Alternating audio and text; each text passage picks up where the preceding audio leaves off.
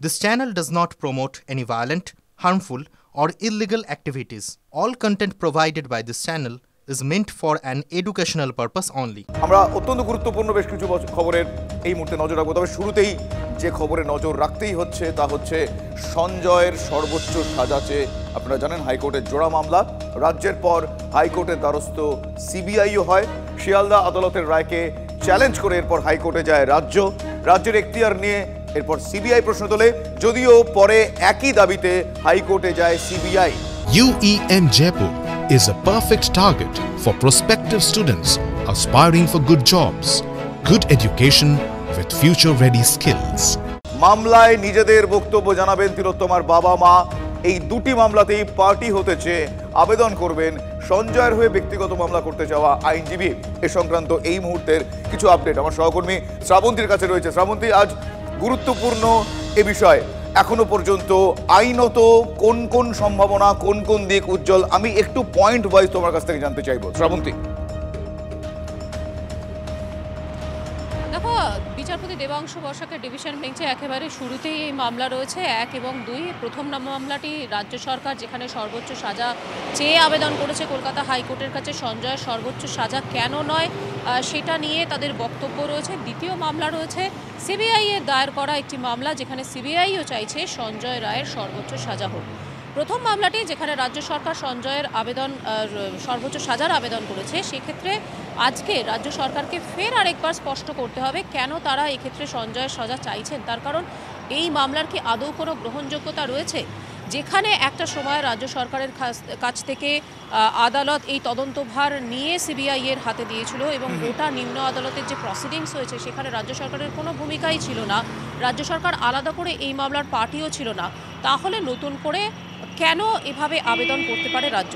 আইনের পরিভাষায় বেশ কিছু একটা গাইডলাইন রয়েছে, বলা যেতে পারে কিছু সংজ্ঞা রয়েছে যে কারা উচ্চতর আদালতে আপিল করতে পারে, কারা আসতে পারে, সেক্ষেত্রে গ্রহণযোগ্যতা কি হতে পারে সেটা নিয়ে আজকে রাজ্য সরকারকে ফের আরেকবার স্পষ্ট করতে পারে আজকের তিলোত্তমার বাবা মা, তারাও তাদের মতামত। আপাতত তোমায় ধন্যবাদ জানাই শ্রাবন্তী। আমি ঠিক এই পার্টটা নিয়ে আমার সহকর্মী সৌরভের কাছে যাব। শ্রাবন্তী আমাদের সঙ্গে থাকো। আমি সৌরভের কাছ থেকে জানতে চাইবো যে সৌরভ, তিলোত্তমার বাবা মা আজকে তাদের বক্তব্য জানাতে পারেন, এই বিষয়টা একটু ডিটেলে জানতে চাইবো সৌরভ।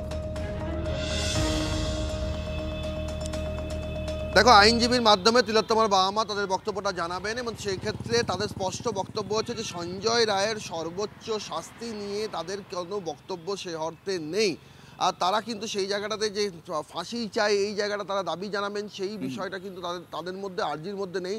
তারা অনেক বেশি আগ্রহী হচ্ছে যে যেটা নিম্ন আদালতের রায়ের পর্যবেক্ষণে উঠে এসছে যে ফার্দার ইনভেস্টিগেশন, যে যে জায়গায় লুফলস ধরা পড়েছে, সেটা পোস্টমর্টেম হতে পারে, সেটা কন্টামিনেশন কিভাবে স্যাম্পেল হলো, সেখানে পুলিশের ভূমিকা, সেখানে তদন্তকারীদের ভূমিকা, সিবিআইয়ের ভূমিকা, এই সব প্রশ্নে ছত্রে ছত্রে নিম্ন আদালতের পর্যবেক্ষণে যে বিষয়গুলো উঠে এসছে সেইগুলোকে নিয়ে তারা যে সুপ্রিম কোর্টে মামলা দাখিল করেছেন, তারা যে ফার্দার ইনভেস্টিগেশন চাইছেন, সেই বিষয়টা নিয়েই কিন্তু তারা অনেক বেশি ভোকাল থাকবেন এবং হাইকোর্টের আজকের যে শুনানি সেক্ষেত্রেও তাদের আইনজীবী সেই জায়গাটায় তুলে ধরবেন, এমনটা সূত্র মারফত খবর পাওয়া যাচ্ছে। শুভজিৎ। বেশ সৌরভ, তুমি আমাদের সঙ্গে থাকো। আরও বেশ কিছু গুরুত্বপূর্ণ আপডেট নিয়ে আমি তোমার কাছে আসছি। তবে আমি দর্শকদের যে বিষয়টা জানাবো, যে তিলোত্তমা কাণ্ডের পর বেশ কিছু প্রশ্ন তো ওঠে, আপনারা জানেন, বিশেষ করে এ রাজ্যের স্বাস্থ্যক্ষেত্রের কি পরিস্থিতি, কোন দিকে পরিস্থিতির জল গড়াচ্ছে, বিশেষ নজর তৃণমূল কংগ্রেসের তরফ থেকেও দেওয়া হয়। ফলে এই মুহূর্তে যে ডিসিশন তাদের তরফ থেকে নেওয়া হচ্ছে, আপনাদের জানাই রাজ্যের স্বাস্থ্যক্ষেত্রে আরও একটি সংগঠন, নতুন সংগঠন করতে চলেছে তৃণমূল কংগ্রেস। আজ সেই সংগঠন আত্মপ্রকাশ করতে চলেছে। নতুন সংগঠনের নাম হতে পারে, এখনো পর্যন্ত সূত্র মারফত জানা যাচ্ছে, প্রগ্রেসিভ হেলথ অ্যাসোসিয়েশন। আর এই সংগঠনের নেতৃত্বে থাকবেন রাজ্যের মন্ত্রী শশী পাজা। আপনাদের জানিয়ে রাখি যে সরকারি বেসরকারি চিকিৎসক, নার্স এবং স্বাস্থ্যকর্মীদের নিয়ে তৈরি হবে নতুন এই সংগঠন। এর আগেও তৃণমূলের চিকিৎসকদের নিয়ে একটি সংগঠন রয়েছে যার নাম প্রগ্রেসিভ ডক্টরস অ্যাসোসিয়েশন। ঠিক এই জায়গা থেকে আমার সহকর্মী সৌরভ দত্ত আমার সঙ্গে রয়েছেন। আমি আরও একবার ঠিক এই প্রশ্ন নিয়ে আমার সহকর্মী সৌরভের কাছে যাব। সৌরভ, একটি সংগঠন আছে, পরিস্থিতির নিরিখে আরও একটি সংগঠনের প্রয়োজনীয়তা হলো, সেই সংগঠন হতে চলেছে, আত্মপ্রকাশ করতে চলেছে। আমার প্রশ্ন যে আগের সংগঠনের সঙ্গে সমান্তরালে কাজ করবে নাকি আগেরটা ইনঅ্যাক্টিভ হয়ে যাবে? এক্ষেত্রে বেশ কিছু লবির প্রসঙ্গ ওঠে, এই ডিটেল জানতে চাই। দেখো, চিকিৎসক সমাজের বা চিকিৎসক ক্ষেত্রে, চিকিৎসা স্বাস্থ্য ক্ষেত্রে যারা যারা শাসক দলের সঙ্গে যুক্ত তাদের সকলের কাছে এই প্রশ্নটাই কিন্তু এখন বেশি গুরুত্বপূর্ণ যে প্রোগ্রেসিভ ডক্টরস অ্যাসোসিয়েশনের কী হবে। ঠিক একই রকমভাবে যারা প্রোগ্রেসিভ মেডিকেল টেকনোলজিস্ট অ্যাসোসিয়েশন আছে, 17 বছরের সংগঠন, তাদের কি হবে, তারাও কিন্তু সেই প্রশ্নের উত্তর পেতে চাইছেন আজকে প্রেস ক্লাবের এই সাংবাদিক বৈঠক থেকে। মূলত যে কথাটা বলা হচ্ছে যে এই যে সংগঠন, এটার প্রয়োজনীয়তা কেন পড়লো, তার কারণ হচ্ছে আরজিকর কাণ্ডের সূত্র ধরে সেখানে শাসক দলের চিকিৎসক সংগঠন, স্বাস্থ্যকর্মীরা কার্যত নীরব ছিলেন, তারা কোনো কাউন্টার গড়ে তুলতে পারেননি। এবং সেই প্রশ্নে শান্তনু সেনের যে ভূমিকা, সেই ভূমিকা নিয়ে শীর্ষ স্তরের নেতৃত্ব তারা রুষ্ট হয়েছিলেন। লাগাতার একটা মুভমেন্টের মধ্যে আছে চিকিৎসক স্বাস্থ্যকর্মীরা, কখনো ওয়েস্ট বেঙ্গল মেডিকেল কাউন্সিল, কখনো অন্যান্য যে বিষয়গুলো রয়েছে স্বাস্থ্যক্ষেত্রে, সেটা স্যালাইন কাণ্ড হতে পারে, লাগাতার পথে রয়েছেন বিরোধী চিকিৎসক সংগঠনের সদস্যরা। সেটাকে কাউন্টার করার মতো শক্তি কিন্তু এখনো পর্যন্ত শাসক প্রদর্শন করতে পারেনি চিকিৎসকদের মধ্য থেকে।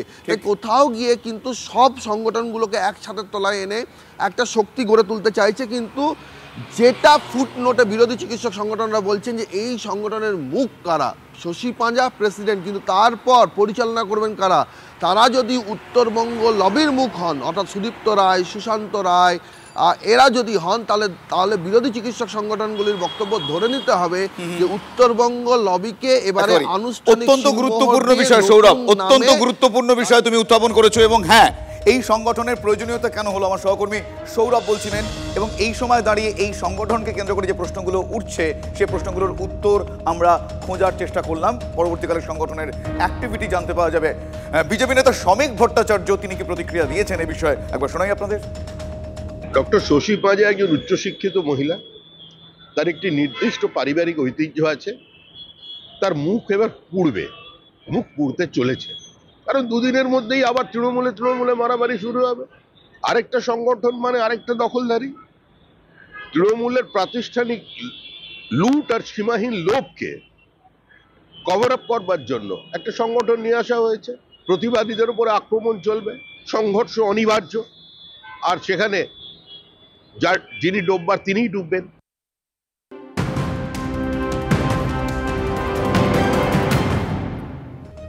রাজ্যের স্বাস্থ্য ব্যবস্থা নিয়ে কথা হচ্ছিল, কিন্তু অন্যদিকে বর্ডারে অস্বাস্থ্যকর পরিস্থিতি এবং সেখানে একটার পর একটা ঘটনা। এবার ত্রিপুরার কৈলাস শহরের 0 পয়েন্টে এসে ভারতীয়দের উপর হামলা, বাংলাদেশি নাগরিকদের ধারালো অস্ত্র দিয়ে কোপানোর অভিযোগ বেশ কয়েকজন ভারতীয়কে।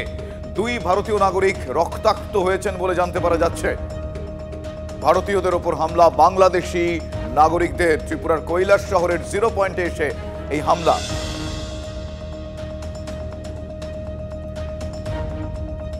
অন্যদিকে নৈরাজ্যের বাংলাদেশে ছাত্র সংঘর্ষের খবরও রয়েছে। ঢাকা বিশ্ববিদ্যালয় এবং সরকারি 7টি কলেজের ছাত্রদের মধ্যে সংঘর্ষে বেশ কয়েকজন আহত হয়েছেন বলে জানা যাচ্ছে।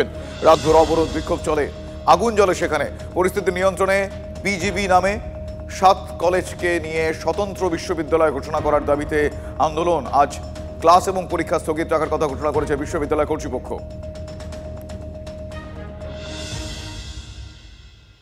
সবকিছুর মধ্যে ইউনূস সরকার নতুনভাবে ফাঁপড়ে পড়েছে। হ্যাঁ, ফাঁপড়ে বলতে কোনো দ্বিধা নেই, কারণ আপনারা জানেন যে বাংলাদেশের সমস্ত যে অনুদান, মার্কিন প্রেসিডেন্ট সে অনুদান বন্ধ করার সিদ্ধান্ত নিয়েছেন। তিনি জানিয়েছেন দায়িত্ব নিয়েই বাংলাদেশের সমস্ত অনুদান বন্ধের নির্দেশ ডোনাল্ড ট্রাম্পের। আমেরিকা থেকে বিপুল অর্থের অনুদান পায় বাংলাদেশ, সেই অনুদান অবিলম্বে বন্ধ করার নির্দেশ। এমনিতেই অর্থ সংকটে রয়েছে ইউনূস সরকার, তার মধ্যে ট্রাম্পের নির্দেশ আরও বিপাকে। আমার সহকর্মী সুমন কল্যাণ আমার সঙ্গে রয়েছেন। সুমন কল্যাণ, এই সময় দাঁড়িয়ে তাদের প্ররোচনা ইত্যাদি সেই সমস্ত অ্যাক্টিভিটি নিয়ে আমি আর কথা বলছি না, কিন্তু ডোনাল্ড ট্রাম্পের এই হেন সিদ্ধান্তে বাংলাদেশ এবং ইউনূস ফাঁপড়ে পড়বে, একথা তো বলার অপেক্ষা রাখে না। কি বলবে? একেবারে দেখো, ডোনাল্ড ট্রাম্পের এইরকম একটা যে সিদ্ধান্ত হতে পারে, এটা কিন্তু বাংলাদেশের প্রত্যেকটি মানুষ কার্যত কিন্তু আগে থেকেই জানতো, এবং গোটা পৃথিবী তাকিয়েছিল কবে ডোনাল্ড ট্রাম্প শপথ গ্রহণ করেন। এবং এই মুহূর্তে দক্ষিণ এশিয়ার মধ্যে ভারত বাংলাদেশের মধ্যে যে টান উত্তেজনা চলছে, সেখানে তার হস্তক্ষেপটা কিভাবে হয়। সে স্বাভাবিকভাবেই দেখা গেল যে তিনি কিন্তু আমেরিকা থেকে অর্থাৎ যুক্তরাষ্ট্র থেকে বাংলাদেশে যত পরিমাণ আর্থিক অনুদান আসে, যে সমস্ত সংস্থাগুলো সেই আর্থিক অনুদান করেন বিভিন্ন ক্ষেত্রে, রোহিঙ্গা থেকে শুরু করে বিভিন্ন সামাজিক কর্মে যারা করেন সব কিছু কিন্তু গতকাল একটা কলমের খোঁচাতে কিন্তু বন্ধ করে দিয়েছেন। ফলে স্বাভাবিকভাবে এই মুহূর্তে বাংলাদেশের যা অবস্থা, ডলারের দাম আকাশ ছোঁয়া, প্রায় 20 থেকে 25 টাকা বেড়েছে কয়েকদিনের মধ্যে। পাশাপাশি সবচাইতে বেশি যে বিষয়ের উপর বাংলাদেশের আর্থিক অবস্থা নির্ধারণ হয় সেটা হচ্ছে গার্মেন্টস শিল্প, অর্থাৎ এই পোশাক শিল্পেও একটা ভারী মন্দা এই মুহূর্তে চলছে। সব মিলিয়ে ইউনিসের বর্তমান যে অবস্থা বাংলাদেশে এসে দাঁড়িয়েছে সেটা কিন্তু ভয়ঙ্কর। পাশাপাশি যেদিনকে ট্রাম্প শপথ গ্রহণ করছেন সেদিন ইউনিস চলে গিয়েছিলেন কিন্তু সুইজারল্যান্ডে। আরও একটা বিষয় বলার, ট্রাম্প যে এমন একটা সিদ্ধান্ত নিতে পারে এটা যেমন আন্দাজ করা যাচ্ছিল, এটা যেমন ঠিক, পাশাপাশি এই ইউনিসকে বাংলাদেশের এই পরিস্থিতি গোটা ব্যাপারটা ঘোরালো করার পক্ষে সবচেয়ে বেশি মদত যদি দিয়ে থাকে পূর্বতন মার্কিন প্রশাসন।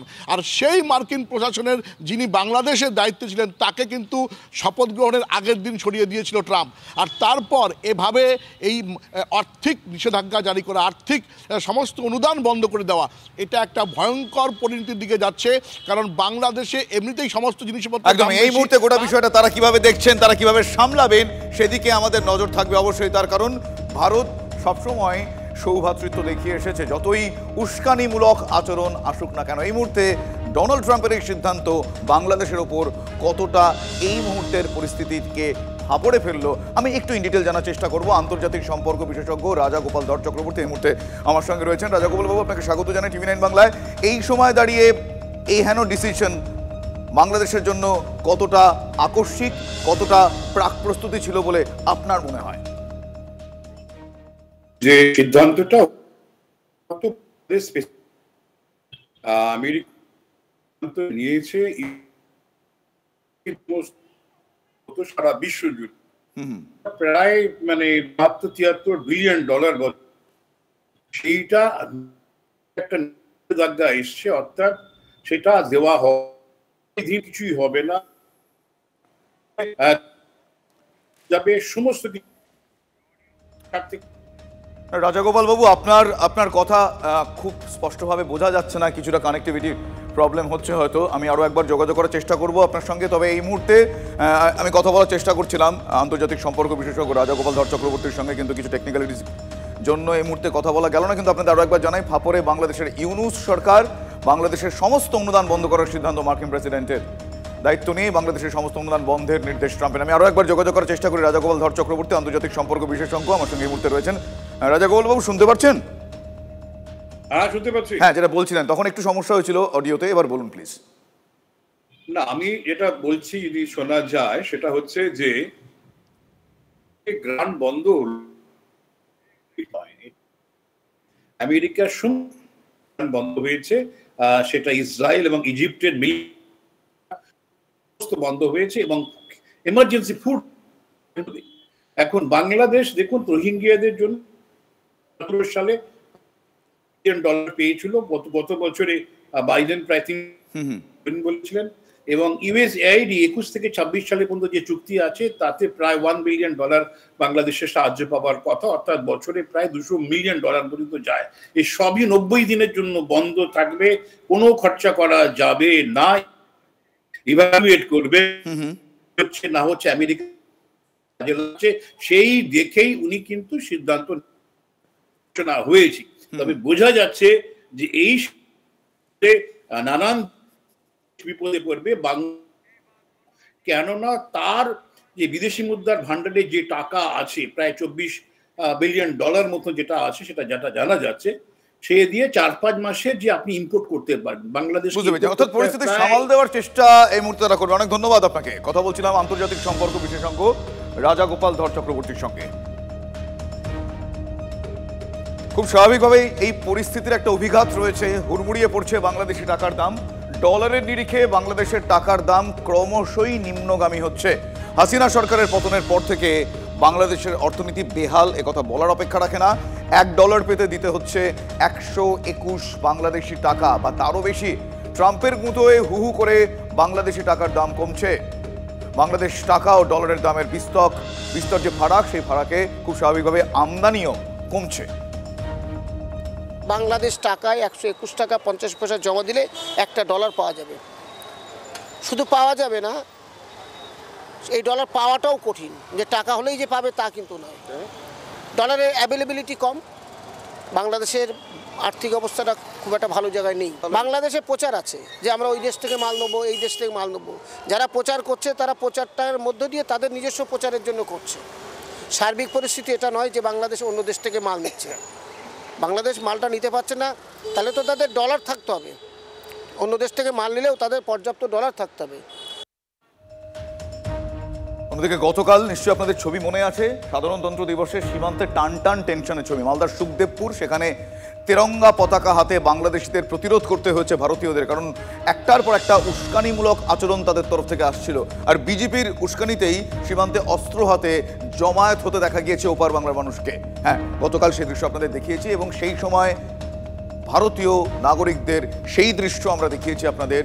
পতাকা হাতে, জাতীয় পতাকা হাতে কিভাবে প্রতিরোধ করতে হয়, কিভাবে স্লোগান তুলতে হয় দেশের হয়ে। আর এই উত্তেজনার আবহে সীমান্তে শুভেন্দু অধিকারী তিনি তিরঙ্গা যাত্রা করেন। সীমান্ত থেকে TV9 বাংলার সেই এক্সক্লুসিভ রিপোর্ট আপনাদের জন্য।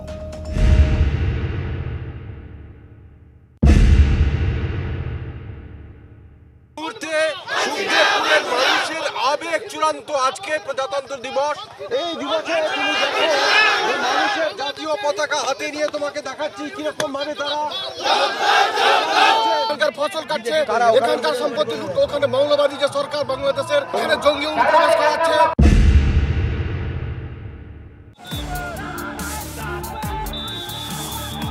বিজেপির উস্কানিতে বাংলাদেশ সীমান্তে জমায়েত হচ্ছেন ওপারের বহু মানুষ,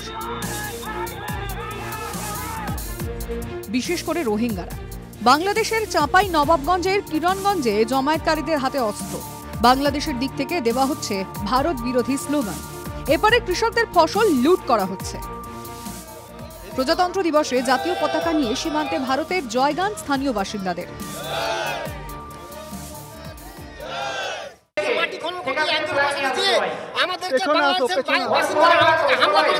হামলা করার পর আমরা তারা কি রোহিঙ্গা? হ্যাঁ, তারা রোহিঙ্গা।